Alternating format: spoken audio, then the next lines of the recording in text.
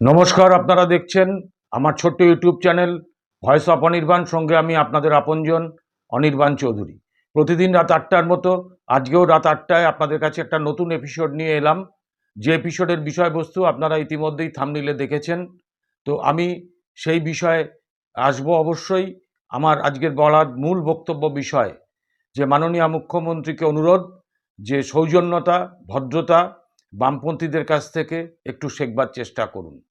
এই বিষয়বস্তুতে আসার আগে আমি আপনাদের যেটা বলতে চাই সেটা হলো, আপনারা জানেন যে এই যে লোকসভা নির্বাচন হলো দীর্ঘ 2 মাস ধরে, তার ফলাফল ঘোষিত হয়েছে গত 4ঠা জুন। আর এই 4ঠা জুন ফলাফল ঘোষণার পরে 4 দিন বাদে 5 দিনের মাথায় অর্থাৎ গতকাল নরেন্দ্র মোদীর নেতৃত্বে এনডিএ সরকার তৃতীয়বারের জন্য শপথ গ্রহণ করলেন রাইসিনা হিলসে রাষ্ট্রপতির উপস্থিতিতে।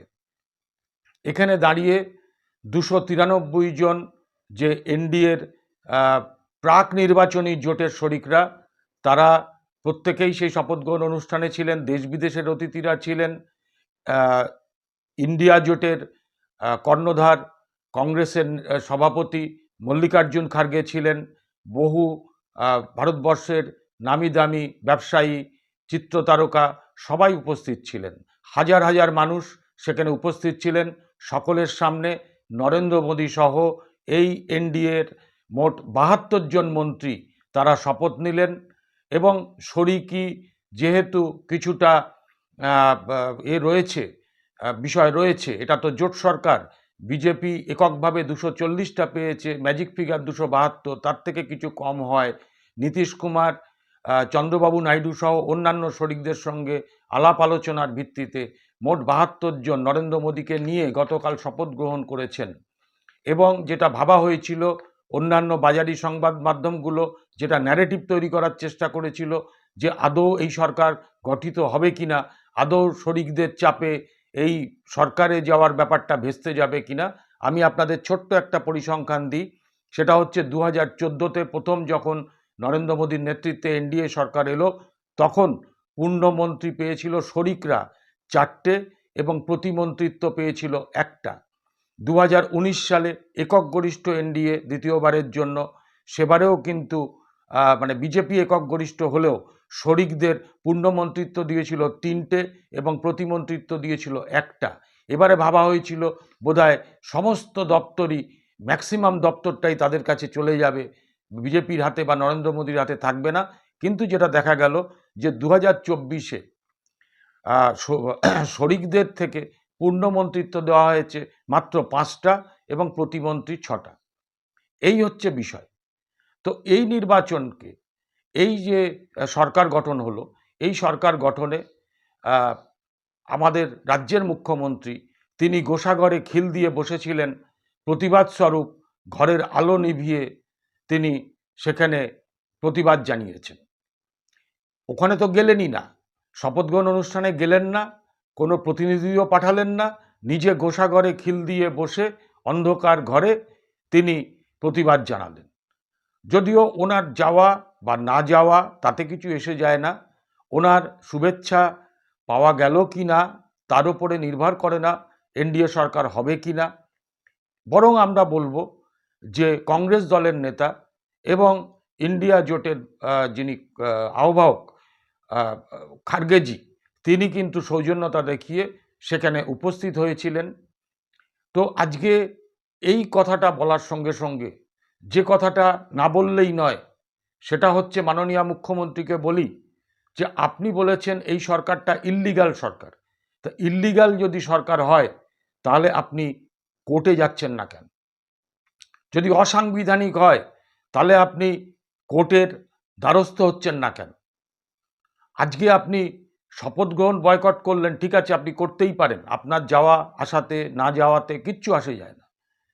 কিন্তু একটা কথা মাথায় রাখবেন, 2011 সালে বামফ্রন্টের পতন হয়েছিল, সেবার সরকারে এসেছিলেন আপনি, মুখ্যমন্ত্রী হয়েছিলেন আপনি কংগ্রেসকে সঙ্গে নিয়ে। যে বুদ্ধদেব ভট্টাচার্যের মতন একজন মানুষ, যে মানুষটা সাদা পাঞ্জাবিতে সাদা ধুতিতে কালি ছিটিয়েছিলেন আপনারা, রক্ত ছিটিয়েছিলেন আপনারা। যে মানুষটার বিরুদ্ধে কোনো দুর্নীতির অভিযোগ নেই, গোটা বামপন্থীদের বিরুদ্ধে কোনো দুর্নীতির অভিযোগ নেই, আজকে সেই বুদ্ধদেব ভট্টাচার্যকে কালিমালিপ্ত করেছিলেন, বিমান বসুকে অসম্মান করেছিলেন আপনাদের দলের লোকেরা, বুদ্ধদেব ভট্টাচার্যকে ব্যক্তিগতভাবে তার নন্দনে যাওয়া নিয়ে কটূক্তি করতে ছাড়েননি আপনার দলের নেতা কল্যাণ বন্দ্যোপাধ্যায়। আজকে বামফ্রন্ট সরকারকে ফেলবার জন্য নানান রকম চক্রান্ত করেছিলেন, শোনা যায় মাওবাদীদের সঙ্গেও হাতে হাত মিলিয়েছিলেন। এত কিছুর পরেও 2011 সালে জনগণের রায় কিন্তু বামপন্থীরা মাথা পেতে নিয়েছিল, এবং 2011 সালে আপনি যখন সরকার গঠন করেন, আপনি যখন মুখ্যমন্ত্রীর পদে বসেন, সেই শপথ গ্রহণ অনুষ্ঠানে আপনি আমন্ত্রণ করাতে বামফ্রন্টের চেয়ারম্যান বিমান বসু, প্রাক্তন মানে একদম সদ্য প্রাক্তন মুখ্যমন্ত্রী, যিনি পরাজিতও হয়েছিলেন, সেই বুদ্ধদেব ভট্টাচার্য, তিনিও কিন্তু সেই শপথ গ্রহণ অনুষ্ঠানে উপস্থিত হয়েছিলেন। এমনকি বামফ্রন্ট সরকারের অর্থমন্ত্রী অসীম দাশগুপ্ত উপস্থিত হয়েছিলেন। সমস্ত সময় ধরে সেখানে তারা উপস্থিত থেকে পুরো শপথ গ্রহণ অনুষ্ঠানটাতে তারা দেখেছেন, এবং আপনি সেই শপথ গ্রহণের পরে তাদের চা চক্রে ডেকেছিলেন, সেখানেও কিন্তু বিমানবাবু, বুদ্ধবাবুরা উপস্থিত ছিলেন। এটাই তো সৌজন্যতা, এটাই তো হচ্ছে ভদ্রতা। আপনার মা যখন গত হয়েছিলেন, আপনার মা আমাদেরও মা, আপনার মা যখন গত হয়েছিলেন, যদি খুব ভুল না করে থাকি, তখন বামফ্রন্টের চেয়ারম্যান বিমান বসু সমবেদনা জানাতে আপনার বাড়িতে গিয়েছিলেন। এটাই তো সৌজন্যতা, এটাই তো সংস্কৃতি, এটাই তো আমাদের বাংলা, এটাই তো পথ দেখায় গোটা ভারতকে। একটা নির্বাচিত সরকার যারা শপথ গ্রহণ করল গতকাল, সেই শপথ গ্রহণ অনুষ্ঠানে আপনি নিজে তো হাজির থাকলেন না, দলের কেউ হাজির থাকলেন না। 2011 সালে বামপন্থীরা যেভাবে পরাজয়টাকে মাথা পেতে নিয়েছিল, জনগণের রায়টাকে মাথা পেতে নিয়েছিল, সেটাকেও আপনি অনুসরণ করলেন না। আপনি বুদ্ধবাবু, বিমানবাবুর মতন সেই শপথ গ্রহণ অনুষ্ঠানে গেলেন না, কারুকে যেতে দিলেন না।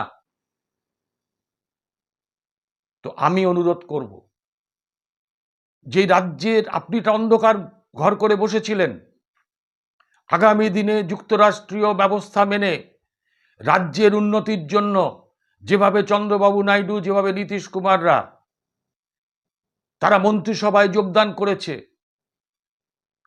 সামনের বছর নীতিশ কুমারের বিহারে ভোট, তারা সেটাকে মাথায় রেখে চন্দ্রবাবু নাইডু তার রাজ্যকে আরও উন্নত করার দাবিতে ডেভেলপমেন্টের জন্য তারা করেছেন, যেভাবে আমরা দেখেছি অতীত দিনে নবীন পট্টনায়ককে করতে। বুদ্ধবাবু যখন মুখ্যমন্ত্রী ছিলেন তখনও কিন্তু, বা জ্যোতিবাবু যখন মুখ্যমন্ত্রী ছিলেন, এ রাজ্যের উন্নতির জন্য ইউপিএ সরকার বা কংগ্রেস সরকারের সঙ্গে কিন্তু সখ্যতা রেখেই চলতেন রাজ্যের উন্নতির স্বার্থে। রাজনৈতিক বিরোধিতাটা তো বাহুল, মানে করতেই হবে, সেটা বাদ দিয়ে। তো বামপন্থীদের আজকে যতই সিট সংখ্যা কম হোক, বামপন্থীরা যে সৌজন্যতা দেখাতে পারে, আপনি তার ধারে কাছে যেতে পারেন না। তাই আমি অনুরোধ করব যে রাজ্যের উন্নতির স্বার্থে এই ঝগড়া বাদ দিয়ে, এই কলহ বাদ দিয়ে, এই কেন্দ্রীয় সরকারের সঙ্গে বৈরিতা বাদ দিয়ে, সে কেন্দ্রীয় সরকারের সঙ্গে বোঝাপড়ার মধ্যে দিয়ে রাজ্যের উন্নতি, রাজ্যের ছেলেদের চাকরি বাকরি, রাজ্যের কলকারখানা আনা, রাজ্যের পরিকাঠামোগত উন্নয়ন, এগুলোর কথা ভাবুন। আপনি গোসাগরে খিল দিয়ে বসে থাকতেই পারেন, কিন্তু রাজ্যের মানুষ, আপনি তো কয়েক মিনিটের জন্য অন্ধকার করে প্রতিবাদ জানিয়েছেন, কিন্তু রাজ্যটা তো অন্ধকারে ডুবে যাচ্ছে।